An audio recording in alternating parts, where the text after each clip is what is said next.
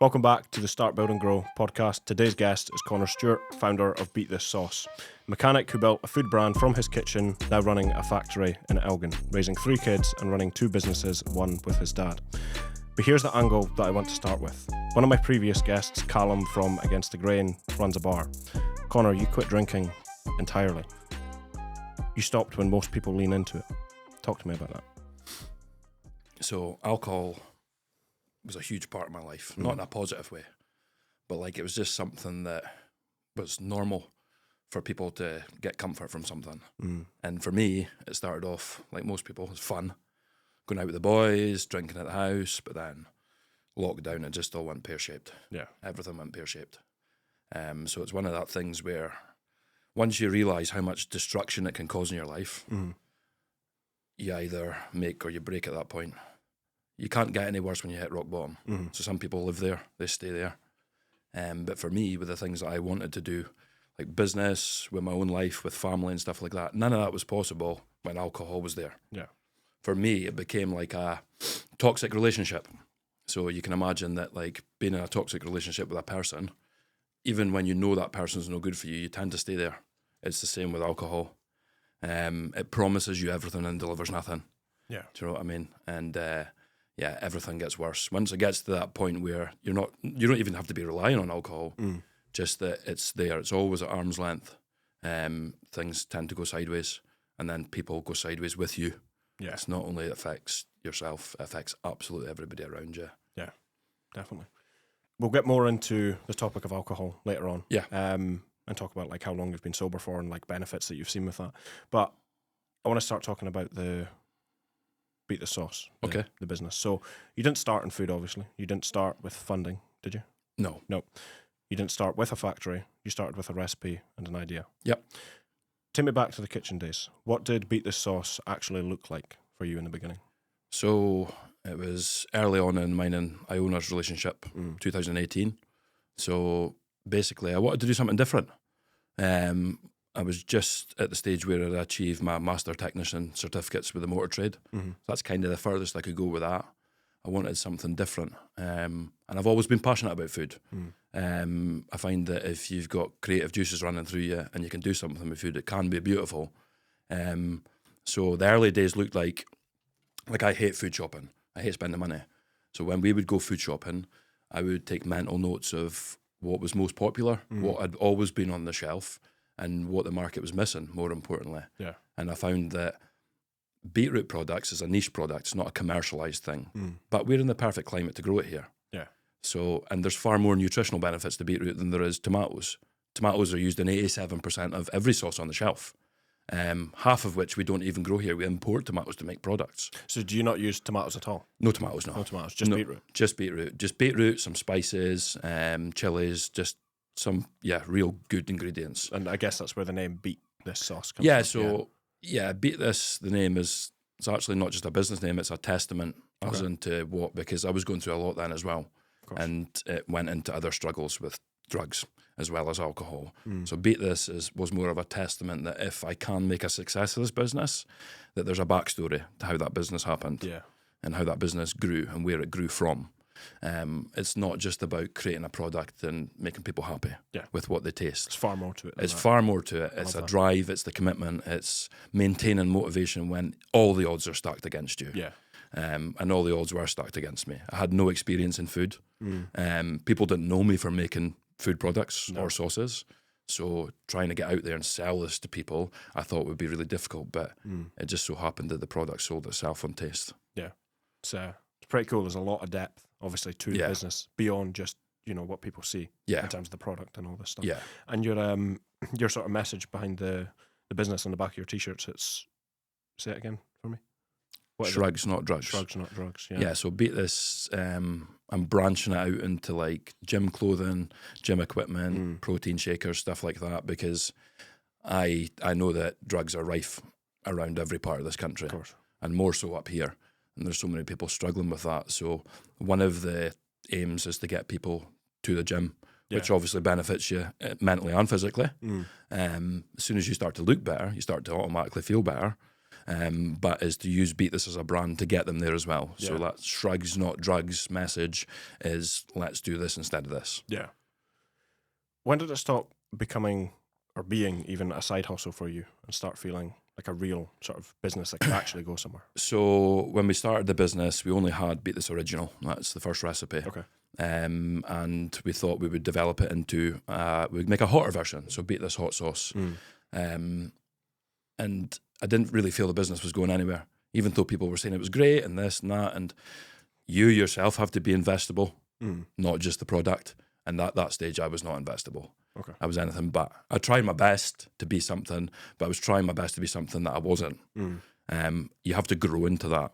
So for me, I said to Iona, my wife, we would enter the Great Taste Awards, which was the most recognised food awards in the UK and now worldwide. And if we won, we would pursue it as a business. And we won an award for Beat This hot sauce first time. So that gave me that drive. But throughout the years, you have to continuously do something to keep that at the forefront of your expectations. Yeah. You have to keep entering awards. You have to keep looking for people to validate your ideas. Of course. But now I feel we don't have to do that because through word of mouth, which is the best way to grow business. Yeah. Especially here. Yeah, we've never paid for advertising. Really? We use social media. We don't even pay for our social media page. We just rely on 5-star customer reviews continuously, which have been a massive part to helping us. They're not just like, that was great, the comments. You can go in and see there's paragraphs, photos of their family eating this food with Beat This sauce. Yeah. So that drive for me, along with attending shows like Christmas Market at Gordon Castle or the Highland Games, we've been to all of these. When you've got 30 to 40 people queued back, raving about something that you've created, it's a sense of calm. Yeah. It doesn't make you egotistic. It's the opposite. It just revalidates what you already thought in your head. But other people are starting to see your dream. And that's very hard to do around here. Yeah. There's a lot of people, no offence, but they're small-minded. They are. They certainly are. But it's almost like you're creating this whole movement behind just a bottle of sauce. Yeah. What starts as a This bottle of is sauce. it. Yeah. It is just a And bottle of it's sauce. powerful. At the end of the day. You know what I mean? Like, would you ever see this story from Heinz tomato ketchup? No. Would you ever see anybody feeling motivated off a bottle of brown sauce? No. It's not. It's like I say, that message behind the business name, the drive, the story behind it, shows that somebody that battled drug addiction and alcohol addiction and really bad mental health problems can still achieve stuff. Yeah. Yeah, okay, it might be 7 years down the line, but it's not the only job that I do. Yeah. You've actually kind of covered the next question, which was winning the Great Taste Awards changed things for you. What did that moment unlock in your head? Was it kind of just that Validation. So yeah. we've got like judges, a panelist of judges, which are food critiques as such. And this is what they do for a job. They pull apart every single recipe, every single meal, every single dish, and they try and find faults with it. And when they can't find faults with it, you get like an award with constructive criticism for feedback. Like we got 1 star, it's not the best. 2 and 3, 3 is the best that you can get. But 1 star, we got judging feedback, which said that the taste is just on point. It's amazing, but you need to work on the consistency. We didn't take that offensively. We used it and we worked on our consistency, and that led us to winning another 4 awards across 2 products. Yeah. So that information from that judges is crucial to us for development and advancing with our products. Yeah. Makes sense. Yeah. Yeah. Sorry, I'm trying to focus on this. It's at the okay. same time, yeah. So you went from spanners and oil to production lines and labels. Yep. What was harder than you expected? Because obviously it's 2 totally different environments. So cars is something, it's not something I've always known. It's just the career path that kind of chose me at a point in my life. Okay. Something that, I've got quite good at. I wouldn't say I'm great. I don't think anybody is, because cars are changing all the time. Technology's changing, equipment's changing. Electric cars and all that. Yeah, everything changes constantly. What you learned in college 6 months ago means nothing in 2 years' time. Yeah. Okay, so you're continuously learning. But cars for me is something that it's a safe job. People always have cars. Like IT, it's a safe job. Yeah. A lot of things are done through computer now or social media. But with the motor trade, it's maximum effort, minimum reward. With the sauce manufacturing, it's in the factory, minimum effort, maximum reward. Yeah. And you have to look at that and balance that out as I see it. That for me, anybody that's got like a hobby that becomes a job isn't actually a job. It's a life they've created for themselves. They're living a dream, Pretty much. especially if that business is everything to them. So Yeah, cars with me, yeah. At one point I enjoyed it. I'm not saying I don't enjoy it now. I don't enjoy difficult customers who don't want to spend any money. Yeah. You know what I'm saying? Yeah, Especially when you've put in the graft against it. Yeah. You know what I mean? You're knocking your pan in for something and then it's like, thanks. The sauce is different. Yeah. Sauce is different. As soon as somebody takes a spoon of that sauce, their face lights up. Yeah. Mine did. I tried it. Yeah, it's really This good. is what people do. Yeah. And then they go and tell 20 people, have you heard of or have you tried? Yeah. And this is how we've not got a massive social media following, like maybe 3,500. But I know for a fact that there's a lot more people that know about the product than that. Well, this is it. This is what I was saying on the last podcast with Ryan, the owner of this studio. Yeah. Was like on social media, people get so hung up on the amount of likes or followers that they Yes. have, but it's not about I that. used to. It's about how many people in that are actually going to buy from you. Yeah, like in this area especially, either somebody will know me for beat the sauce or fixing cars. Yeah, or that's both. it. One of the two. Yeah. Or both. And I don't think you need to pay for advertising if you've got something that's great. Like with the garage that me and my dad have got, we've never paid for advertising. We have relied on word of mouth. Yeah. From the first day we opened that business, we haven't had less than 4 or 5 cars in every day. Every day. Every day. Wow. Yeah. If we were to advertise, we would snow ourselves under. It could be the end of the business. It's the same with the sauce. To start with, I went door to door with samples, and I did give out a lot of these for free, 6,000 samples for free. Yeah. With flyers and business cards and to raise awareness. That cost for me was my advertising cost. Yeah. It's what I would have spent later on an advert, radio advert, Yeah. social media advert. I think product businesses are very different because you can like host Yeah. these events and you can give stuff out for free. Whereas, you know, a business like mine that's solely online, my real form of client acquisition and brand awareness would be to pay for Exactly. advertising. Exactly. Yeah. Or doing this, the podcast, for example. But with me, it was like, I went by the theory that everything tastes better when it's free. Yeah. Which it does. You're less likely to complain about something if you've been given it for nothing. Yeah. But I didn't need that theory because the actual taste and the reaction from that consumer backed it up. I've never had anything like this before. That's what we were aiming for when it was created. Initially, it was created as a pakora sauce. Yeah. I thought if it could work with that, it might work with a lot of other things. I didn't expect it to be as versatile as it was. But when you read the customer reviews on Facebook, they say that it works with this type of food, it works with Chinese, Indian, it works with Mexican, American, Cuban. And it's like, what have we created here? It's a monster. Yeah. Do you know what I mean? You But a just good put one. it with pretty much anything, right? Put it with anything. Yeah. And they can even make healthy food taste better. Do you know, some healthy food is quite bland. Aye, yeah. But as like a dressing. And what like is the like nutritional? So nutritional values for it.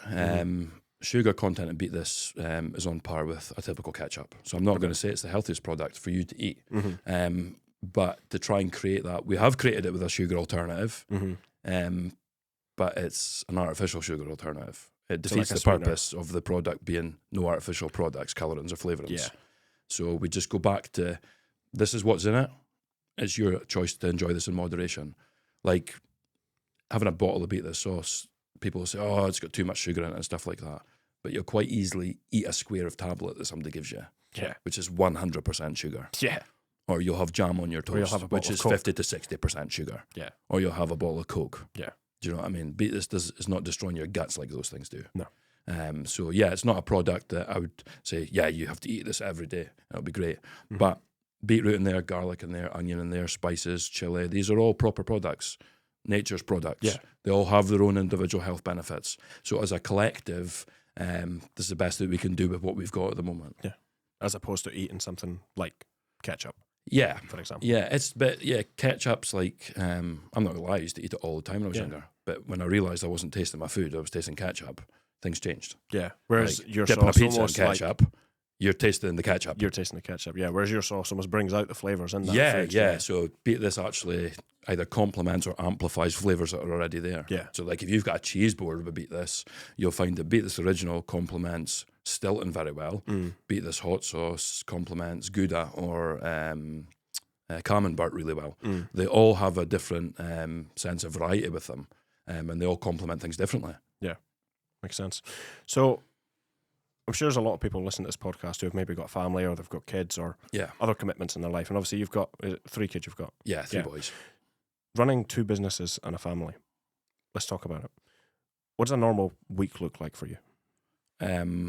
So, well, I'll first start to say that obviously I have Iona at home. Iona's full-time mum. So I couldn't do anything that I'm doing without her input, being a mum. It'd be physically impossible. Yeah.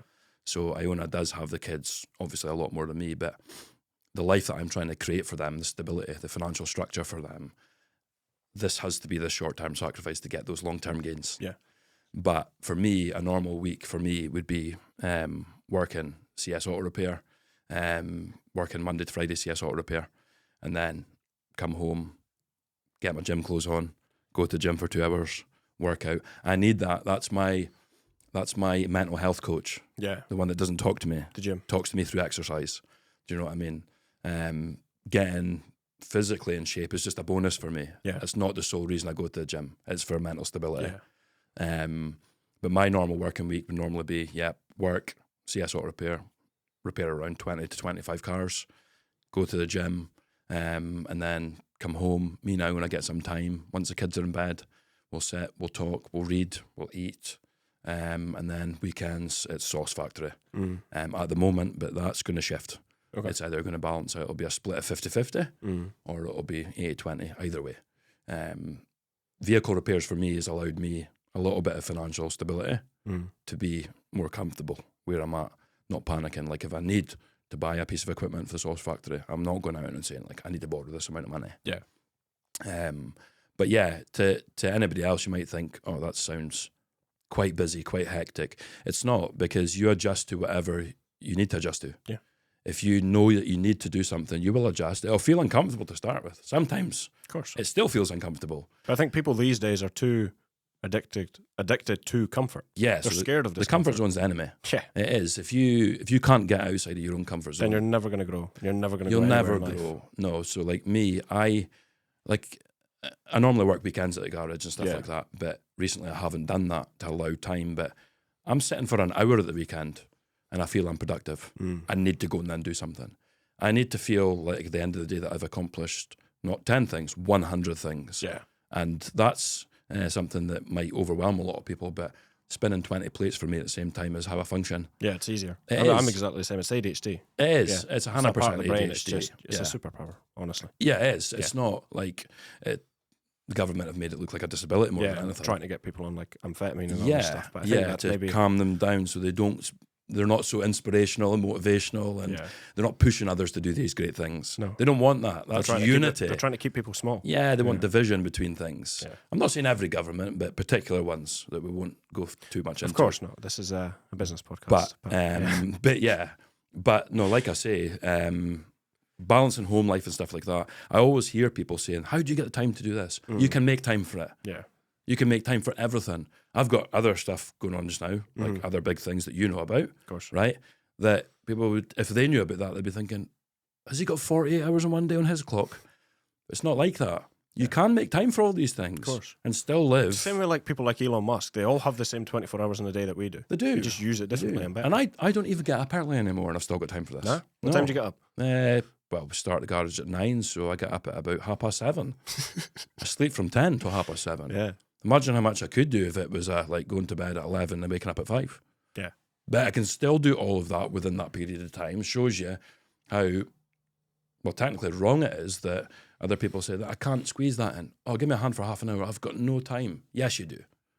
Yes, you do. It's your choice to make time for the things that will either help you grow or to help other people grow. This is it. And I Well, you're here on this podcast today, and I appreciate time you're a for very both. busy man. Yeah. Thank you. Thank you. You're welcome. When did the pressure start to feel heavy, or did it feel heavy for you? You know, of trying to run Beat the Sauce, trying to run the garage, doing all these things. It's been on and off. Like recently, my dad's been very ill. Yeah. So that added pressure of things and trying to not forget about that, but put it to a section in your mind where it doesn't overwhelm you and stop you from doing your daily duties. Yeah. Recently, things have been, pretty heavy. But throughout the process of, like, from when Beat This first started up until this point, kind of been building the factory piece by piece while working on other things and just trying to really keep my cool. Because if I break, that whole thing crumbles. The pack of cards goes down. Of course. That's what happens. Not because other people in my family or, like, my wife aren't capable of doing it. It's because that I have so much information in my head about what we need to do, where it needs to go, which direction.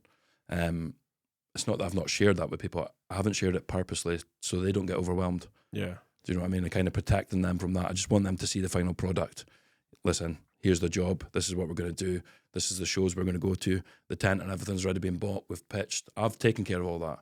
So they can just enjoy it for what it is. Yeah. You know, without the schematics and the distribution and all that boring stuff. Yeah, the boring stuff. Yeah. So how do you stop everything from like bleeding into everything else? Doing all these, because essentially you're wearing a lot of different hats. That's the most difficult part. Yeah, okay. That's really difficult sometimes. It's like, how do I not let something that goes pear-shaped with the sauce affect my ability to accurately diagnose cars in my work? These kind of things, you've got to become two people. Yeah. And I'm not saying that because I'm crazy. I'm saying that because there needs to be Conor that does this half and Conor that does this half, and they don't spill over. Just like my work doesn't spill over when I come home. Do you know what I mean? You've got to be able to shut that off. Yeah. So like if you can imagine my brain, I imagine it's got 4 compartments. Beat this, CSO repair, family life, and then the stuff I do for the schools. Yeah. All this kind of stuff. It's like motivational stuff. Yeah. So, but they do weirdly all incorporate into each other. They do. Like the sauce in the garage support the family.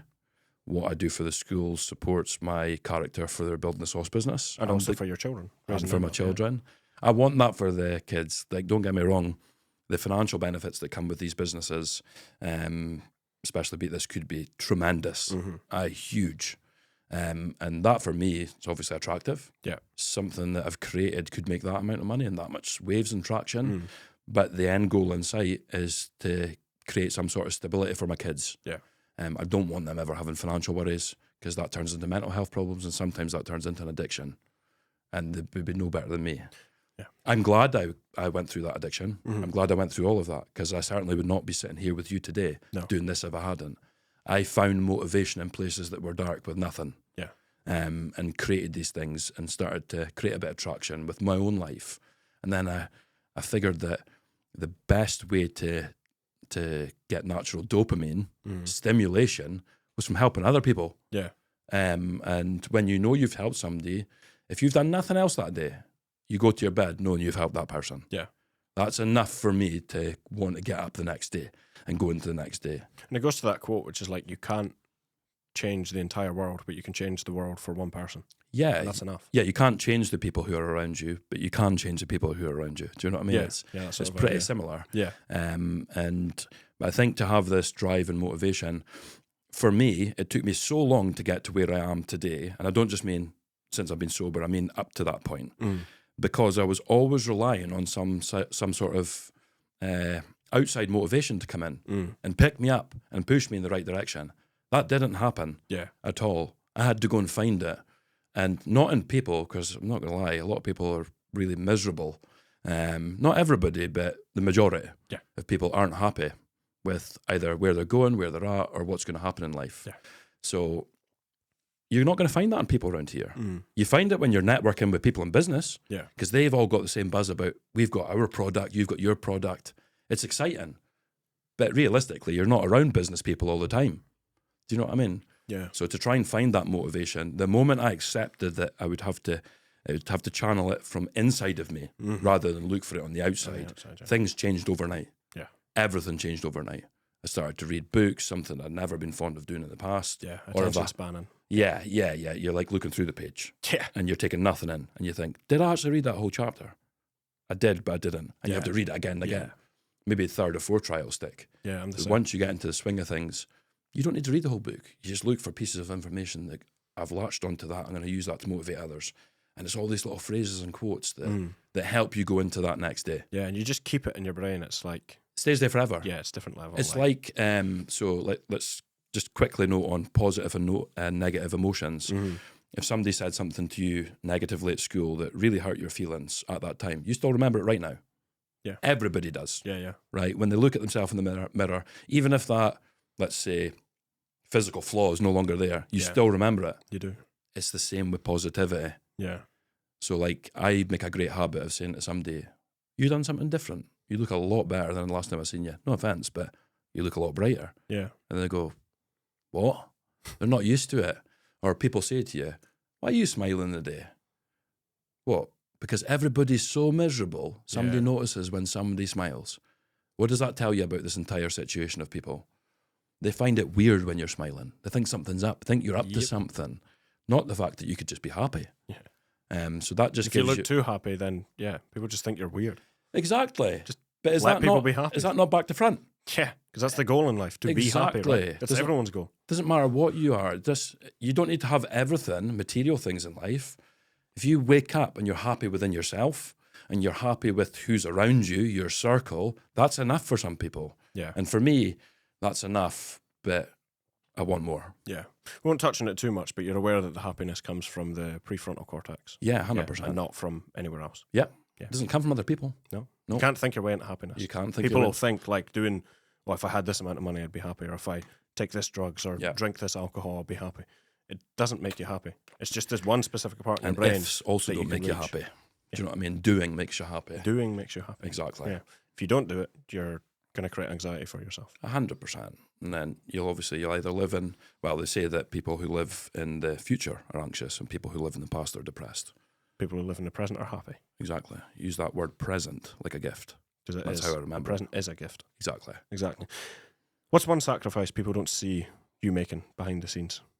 My mental health. Your mental health. My mental health. Okay. So obviously having a problem with alcohol and drugs in the past was because I had mental health issues. I didn't start it because I had mental health issues. I started it because I thought I was one of the boys, and I thought it was what everybody expected of me to be cool, but it was the complete opposite. Yeah. You turn into an absolute waster, especially if you end up with a huge problem with it.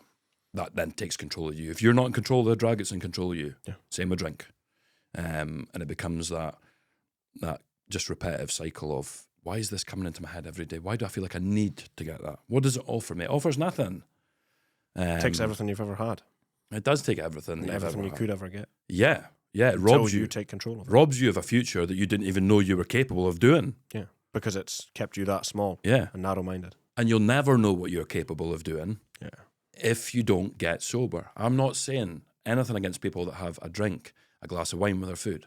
It's not. I don't have anything against alcohol. It just doesn't work for me. Yeah. Because I seen what it done to me, I don't want that for other people. Because people just say, it'll never take a hold of me, and then boom, one day that's it. And that's them for 3, 4, 5, 10 years. You're not getting that time back. You're not. You'll never get that time back. And what you lose in that period of time, even if it's not people, you lose self-respect, dignity, you lose all of these things. It strips you of every asset that you had. And yeah, my whole theory to it, especially with having young boys, my kids, is that there'll be plenty of time to celebrate when you're successful. Yeah. You're not going to ruin that period like I did between 18 and 30. You're not going to just, crucify that option for yourself before you've even had the chance or a taste to see what it's like. Have a celebration. Have a drink once you make your first big business deal. Yeah. But not before. Because you'll never get that business deal. Exactly. You'll never even have the business. And people celebrate the most stupid stuff with alcohol. Alcohol and celebrate have been tied together for centuries. They have. If someone invented alcohol today, it would not be legal. No, because it's poison of the body and the mind. Yep. Do you know what I mean? But celebrate, like, obviously New Year for me, so would have been celebrate. Everybody gets wrecked and drunk, and, well, they don't aim to get wrecked, but everybody, they get there. Yeah. They get to the point where they can't speak or they've told you the same story 20 times. Yeah. And to somebody that's sober, that's very, very, very annoying. But to celebrate for me, like last year, we went cold water swimming on New Year's Day, New Year's morning, and it was freezing. It was -6. Bet you felt the best you've ever felt after it. After it warmed up, yeah. Way better than having a drink. Amazing. It was like somebody had given me a lifetime supply of antidepressants for a whole 48 hours. 2 days after that, I just felt so calm, so relaxed. Yeah. My nervous system was regulated. It was back to how it should be. I wasn't peeking out the blinds, scared of the postie chopping on the door. Do you know what I mean? Hiding because I thought everybody was coming into my house, checking my phone. They do compare cocaine to, cold water, ice water therapy. Yeah. The cocaine, the dopamine release happens for about 20 minutes. Yeah. Whereas if you're in cold water, it can, 48 hours it can last up to, sometimes more. As long as you're sensible with cold water, there's no consequences. Yeah. Do you know what I'm saying? But cocaine, any drug actually comes with consequences. Yeah, no matter how sensible you might think you're being. No, there is no sensible. No, and people that say that I only do a wee bit. Yeah, so did I. And look what it turned into. This is it. It turned into absolute chaos A trail of destruction that it's taken 4 years to put right. That's dedication and commitment for you. Yeah. It's continuously doing one thing every day to make yourself better the following day. And a lot of people don't have that drive that you have to No. turn that around. But all they need to do is speak to somebody. Yeah. Do you know what I mean? Speak to open-minded people like us that have drive, have motivation, have that passion for something. They just need to sit down and talk. Yeah. You don't need to be with us all the time to feel motivated. Just on their down days, send a quick message. Yeah. Listen, I'm not feeling great about this. Is there anything I can try? Yeah, there is. I help as many people as I can. Yeah. I would never withhold information from anybody that I thought could benefit them, short or long And certainly term. don't keep it behind some paid course on the internet. No, I wouldn't Like a lot charge of for people. it. Yeah. I would never Good charge for it. I didn't have that person to pull me out of addiction. So I give other people what I didn't have. What you didn't have, and that's the best thing you can ever give in the world. It Something is. that you didn't have. It is. Yeah. There's various services and stuff like obviously arrows and stuff like that, but unless you've been through it yourself, you 100% could not explain to somebody what it actually feels like. Yeah. It's like you can train at university. No offense to these people, but you can train at university and you can read as much as you want on the human mind and mental clarity and addiction. But if you've not been in that dark room, scared for your life, paranoid, a shaky mess, you'll never be able to relate to that person fully. Yeah. And especially when you relate without shame. I have no shame. I'm not glad that everything that happened during that addiction happened. Yeah. I'm glad the situation happened. Yeah. Because it made me wiser. Yeah. A lot wiser. I'm exactly the same. It's not something I want to go into on the podcast, but you know a lot about my past and stuff. Yeah. And I wouldn't change it for the world. No. Not at all. Because it's made me who I am today. It's given me that You drive, got that tested motivation. to see if you had what it took to get through that, and so did I, on multiple occasions. And now we can help other people with it. Exactly. And it's a beautiful place to be. It is a beautiful place to be. We have character and depth. Yeah. Where a lot of people don't. Yeah. Let's talk a little bit about the drinking. How long have you been sober now? It was 4 years on New Year's Day. 4 years on New Year's Day. Yeah. What changed first, your mindset or your habits? So giving up alcohol for me wasn't because I wanted to give up alcohol. It's because I had a problem with cocaine. Okay. So, but I only ever wanted cocaine When you drank alcohol? Once I drank. Okay.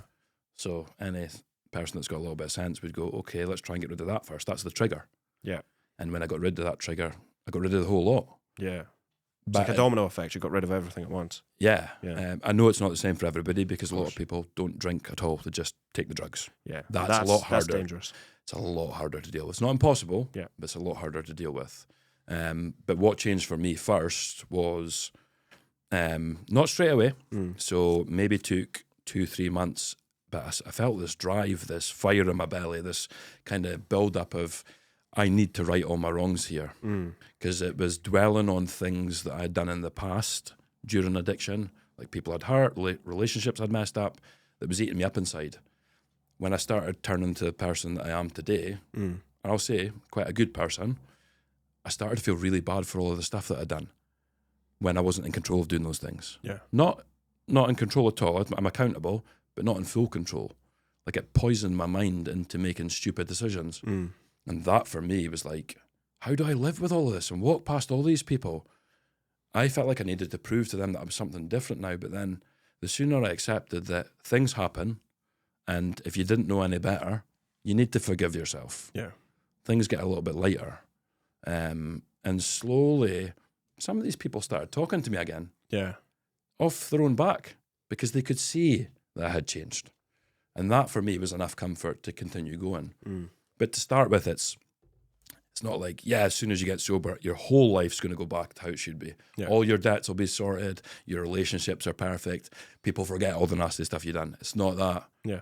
You've got to work at 15 to 20, maybe 25, 30 different things that you messed up. It's an accumulation of all of these things that used to overwhelm you that you broke. You broke every single bit.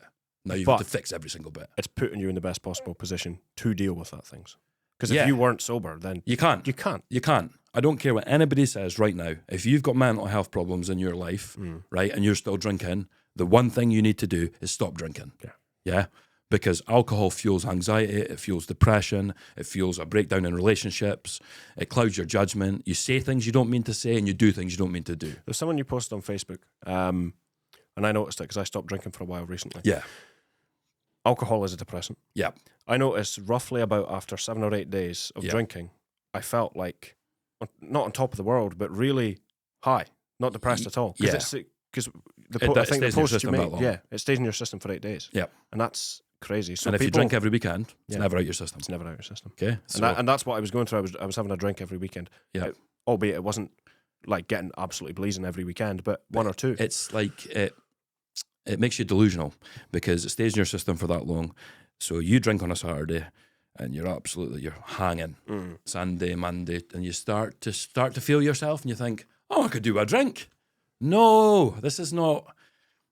It's not. That's exactly it. It's just that is the trigger. It is the trigger. When you start feeling good again, it's like, I need a drink, and then that's just putting you back into that state of depression. Exactly. Drugs is very similar, but the consequences of the drugs are far greater. Of course. Do you know what I mean? It's like, it's not how it affects your health. Yes, alcohol affects your health, but I think alcohol is still the worst thing that's legal. 100%. It's poison. Yeah. It's poison. And it's severely addictive. Yeah, and you don't see pictures of like wrecked livers and stuff on bottles of vodka, do you? No, but you see it on cigarettes. So where's that inconsistency and are coming cigarettes from? actually that bad for you compared to drinking? Yes and no. I know people that have lived 80, 90-year-olds, smoked all their life, never had a health problem. And then the next person that does has a health problem.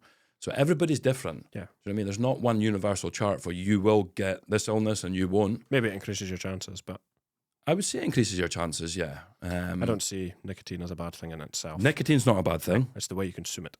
It's the way it's consumed. And the fact that it was tied to cancer-causing chemicals that puts everybody off the word nicotine. Yeah. But nicotine, Dr. Brian Ardis has written a book on nicotine and the health benefits. Yeah. And some health benefits that would absolutely shock you. Like modern illnesses being cured with nicotine procedures. Well, like Alzheimer's and all this. Alzheimer's, Parkinson's disease, all this kind of stuff. It's crazy. And this is just from putting a nicotine patch between your shoulder blades and the nicotine absorbing through the spinal cord fluid. It's like, yeah. Did they purposely tie nicotine to a cancer-causing chemical? Because they knew the health benefits? We're not going to go down that rabbit hole. We're not, but it's we might some food for point. thought. Yeah, potentially. Yeah. What do most people misunderstand about quitting drinking? They think that you're giving everything up, but you're not. You're taking everything back. You are. So people think that when you stop drinking, you lose all your friends and you don't have a social life. If you lose all your friends when you stop drinking, they were never your friends. They were social companions through alcohol. Okay? So when you think that you're losing all of this, it happened to me. Yeah. When I got sober, it was like, tumbleweed. Didn't hear from anybody. What's happened? Yeah. Don't get me wrong, a couple of good pals, and we would still see each other now and again, but like, we're talking 2 pals out of like 60 or 70. Yeah. It's a horrible place to be. You must feel so like lonely. And it might make you question whether you're actually doing the right thing. It might be different for males than it is females because men seek solitude, quietness, stillness, time to reflect, time to think properly with no noise, no environmental noise, none of these distractions that keep you stuck in fight or flight mode. Yeah. Females deal with things slightly differently. They might feel more lonely than a man does because some females seek comfort more than anything. Stability, security, comfort, these kind of things. So I'm not saying it would be the same for a male as it would a female. But yeah, it can get lonely because the life you're used to, so like if you start drinking at 16 years old and you drink to 30, it's a massive change in your routine, your structure, everything, finances, everything's affected. Like, what do I do now? Like if you were eating takeaways every night on the sesh, where's my food tonight? Oh, I've got to cook it. Do you know what I mean? It can be simple things. Yeah. Your entire life changes overnight in certain ways, but the good things take months, years, decades to happen. And for me, every single month I've been sober, something else positively has happened in my life. And I've thought, I must be on the right path. I must be. Things are just falling into place for me. Some things I can't explain. It's almost like this feeling of like luck. And it's like, this wouldn't just happen. Yeah, or I didn't actually do this. Yeah, some people say you're really lucky when you think. But there's a difference between the type of luck when you're playing the lottery and the type of luck that comes to you because you've put yourself in a position to receive that luck. 100%. Like it's like in business, people like let's beat this for example. People that have never heard of the business, say the business goes boom in 2 months' time, they'll go overnight success. It is true. But it's taken you years to build that overnight success. But it is true that it's an overnight success because the success happened overnight. But the preparation, the build-up, that takes years.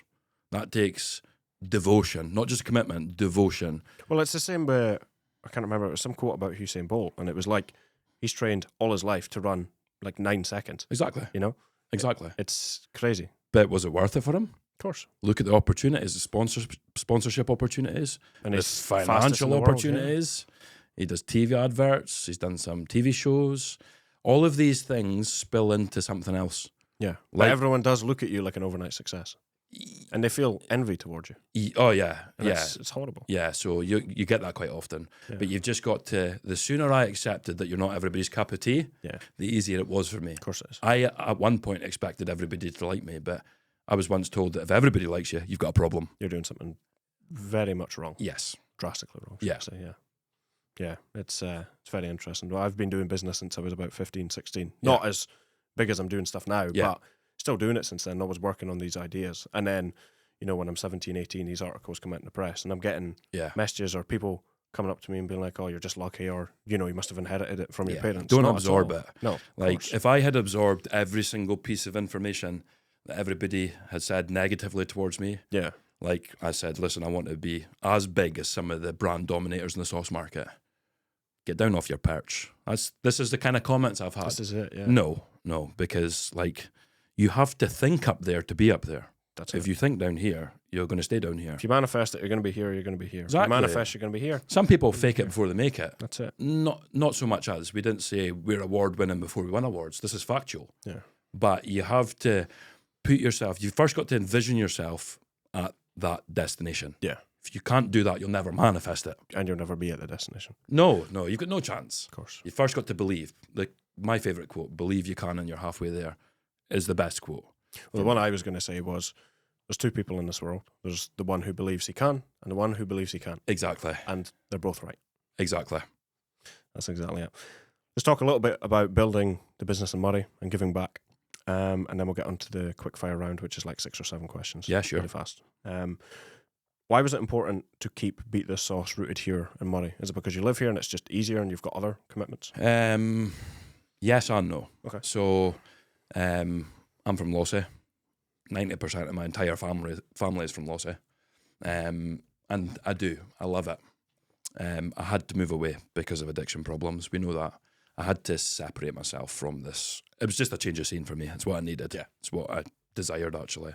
But the sauce for me, the sauce factory is going to create a job for my big sister, Kirsty, my wife, Iona, my mother-in-law, Candy, and then potentially some other family members like delivery drivers, sales reps, all this stuff.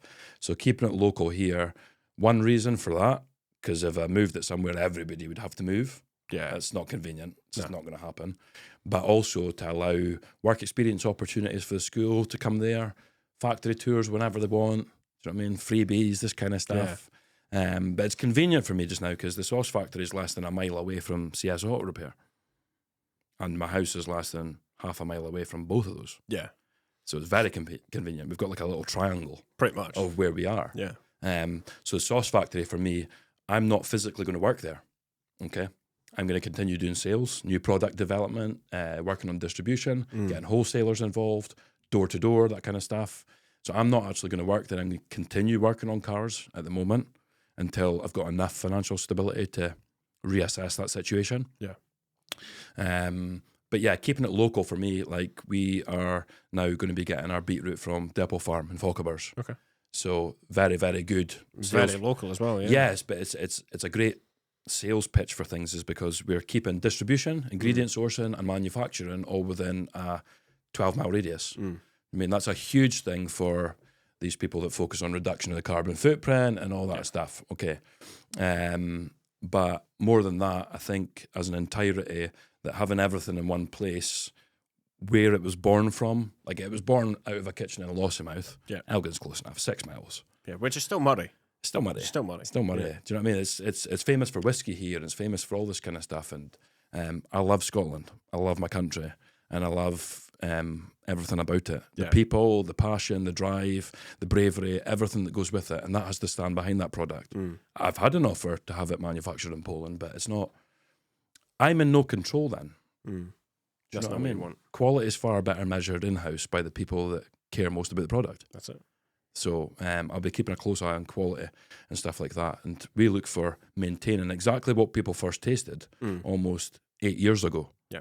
Do you know what I mean? It's never going to change from that. We're not going to differ from that. We're not going to work on trying to bring the cost of the product down to meet the needs of other people and extend our profit margins. It's going to stay the same. The price is going to stay the same. And that's how we'll push that business forward. But best in this area. Best in this area. Not just for me, but for everybody. Sounds good. You speak in schools. Yeah. What do you want the kids to hear the most? So for me, it's important about inspiring our next generation of people.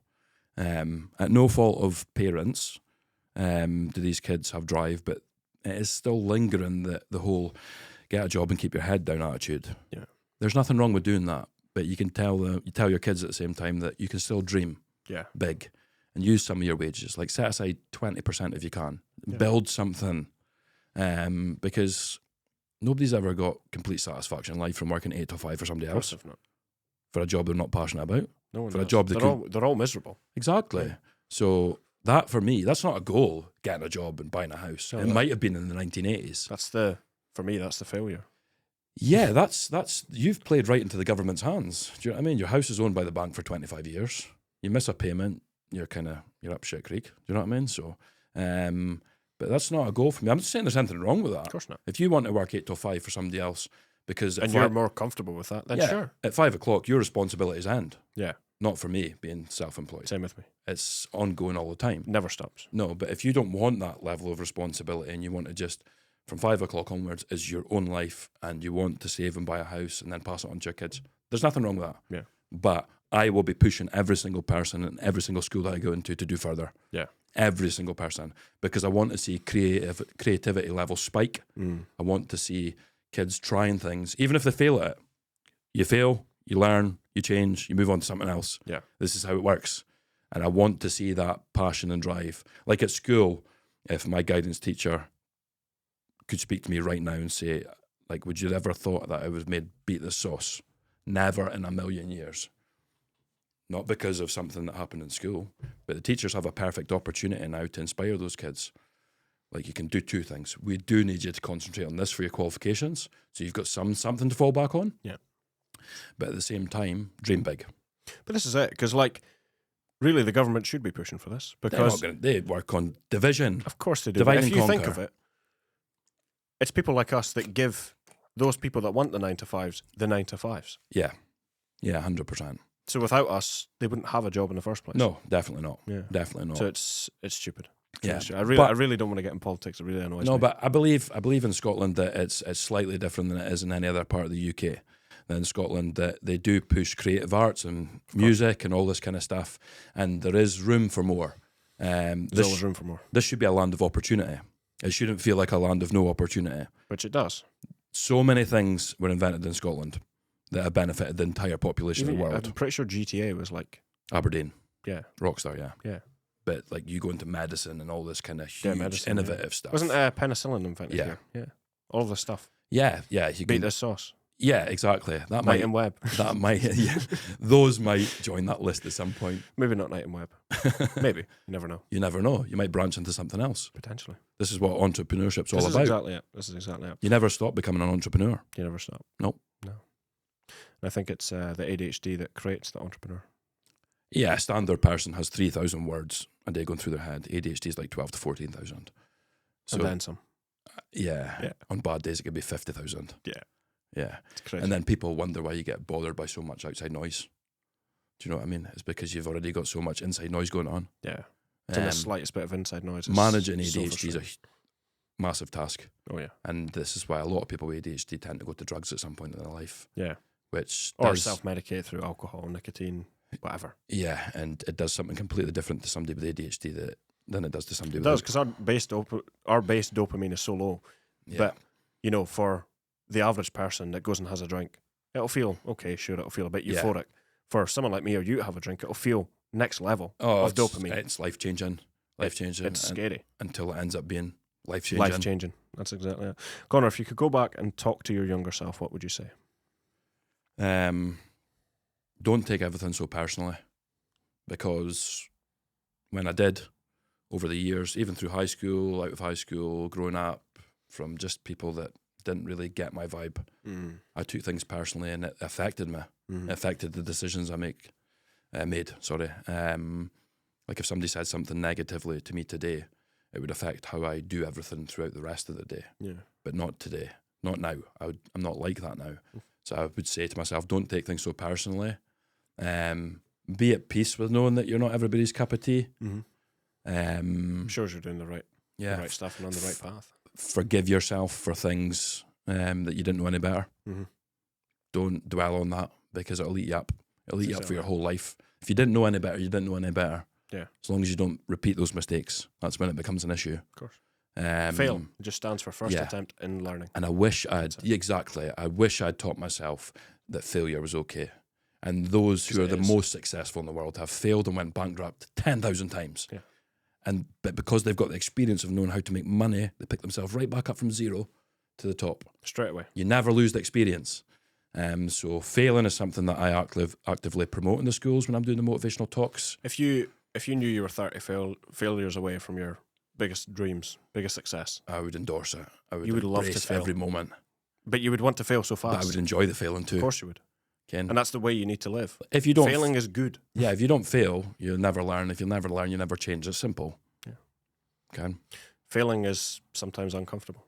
And if you're stuck in that comfort zone, you're not growing. But on the route to success, you have to get used to being uncomfortable. Of course you do. It's not comfortable. It's never comfortable. And I think this generation now is so scared of being uncomfortable. Yeah. You know, they're always sitting scrolling and getting I'm never dopamine. Comfortable.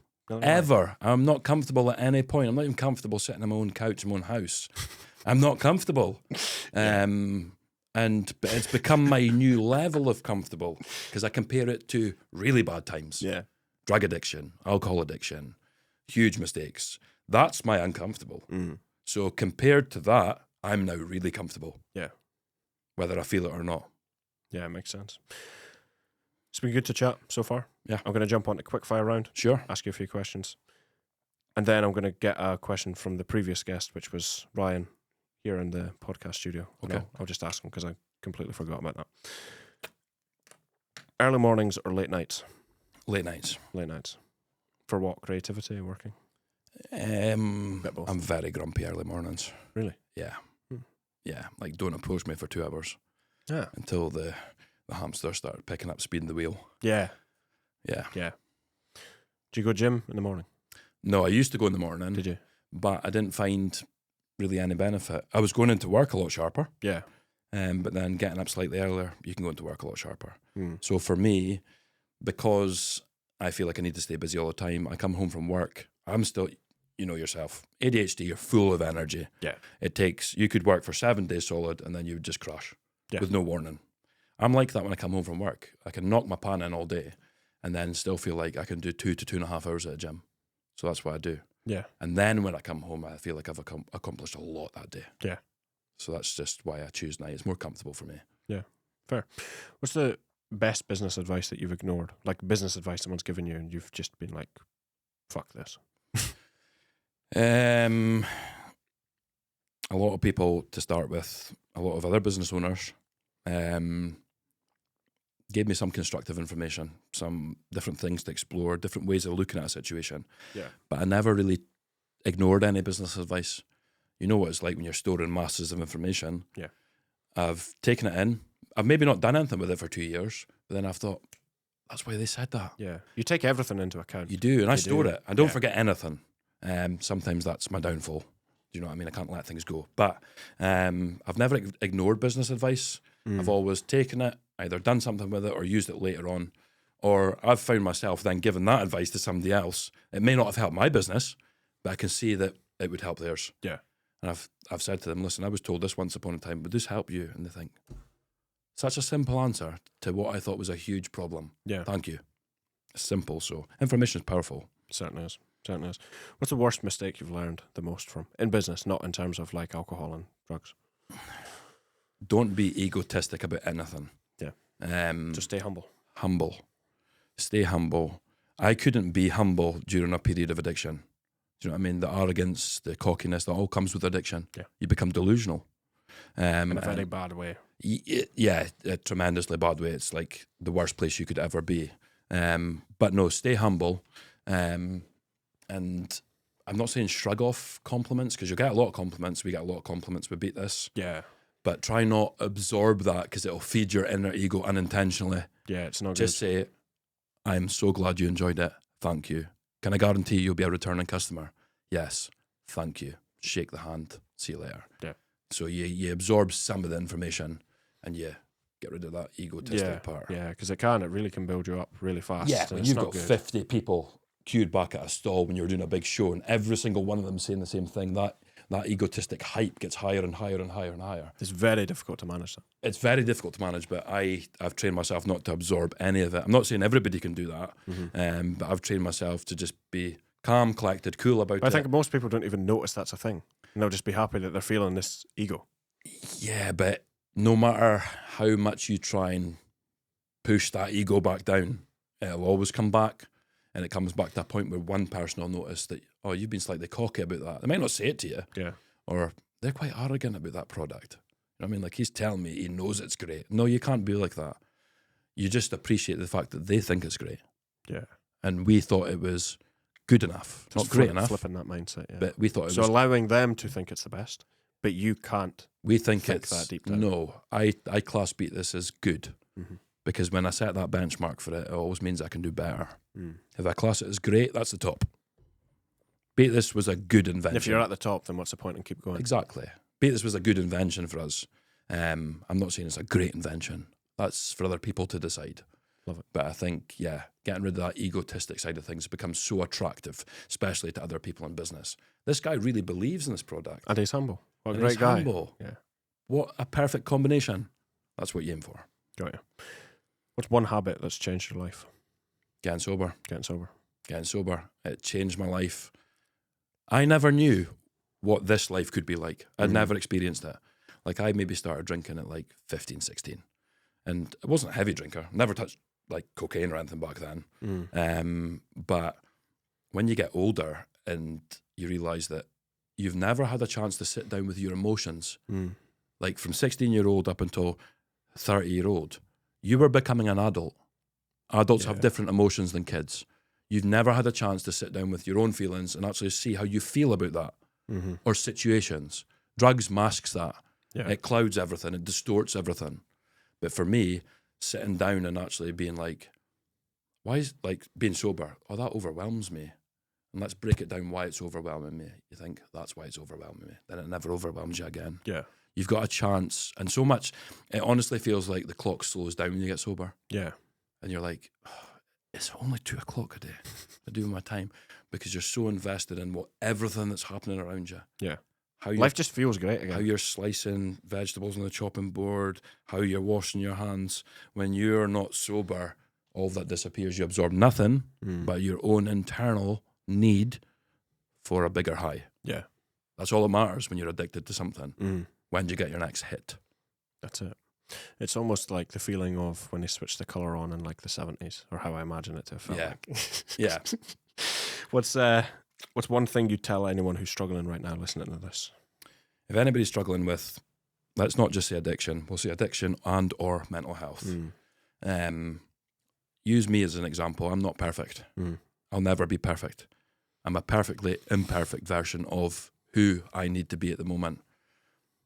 If I can do good things with business and motivate others through schools and be here with you today, they can do it too. Yeah. So if they can't see an end goal in sight, so like, what's the point of getting sober? Like, I'm not going to be able to invent a sauce or do this. No, there's other things. You might be the very person that goes on to help others at schools, like me. You might take my place if I get busy otherwise. You might become part of a group of people that's inspiring others. And as I said earlier, the dopamine stimulant you get from that, of helping others and knowing that you're doing good things and you're knowing you're making good waves and good traction with things, that's reassuring enough for you to go to your bed without craving a drink or craving a drug. But if you are really struggling right now, reach out. Reach out. If it's to me, send me a message. If it's to you, send you a message. Together we'll work something out to make people better. Absolutely. And I can make time, even in this busy schedule, for all of those people. Yeah, exactly. To give them a fighting chance to see that things can be better on the other side. They certainly can. They can. Certainly can. I promise they can. That was my last question. Ryan, have you got a question for Conor? Yeah, so the question that I left for the next guest was, if you could go back and apologize to someone in your life, who would it be and why? Ooh, that's a difficult one. It wouldn't be one person. It'd be every single relationship I fucked up, like on my own selfishness through drugs and alcohol. Yeah. Like when you're growing up through late teens to 20s to late 20s, that person you're in a relationship is also turning into an adult. Yeah. If you traumatize them with really bad experience, like I was never physically violent, it's not, but words create mental bruises people can't see. It really damages somebody from the inside. So this is an opportunity that I've never had before to speak about those things that once haunted me. And okay, yeah, I speak to old friends and stuff like that, but my message would be that, like, that wasn't me. This is me. And as a collective, yeah, I would like to apologize for just things that I said that didn't need to be said and situations that I created a trail of destruction in. It's deep. Yeah. It's deep. This podcast has been very different to usual podcasts, but it's been good. Thank you very much for coming You're on. welcome. I appreciate it. Thank you. Yeah, thank you so much. So, Conor, this isn't just a business story. It's a recovery story, a family story, a discipline story. If people take one thing from this episode, I hope it's this. You can rebuild your entire life at the same time as you build your future. Thank you for being honest. Thank you for being here. And thanks for proving it's possible. You're welcome.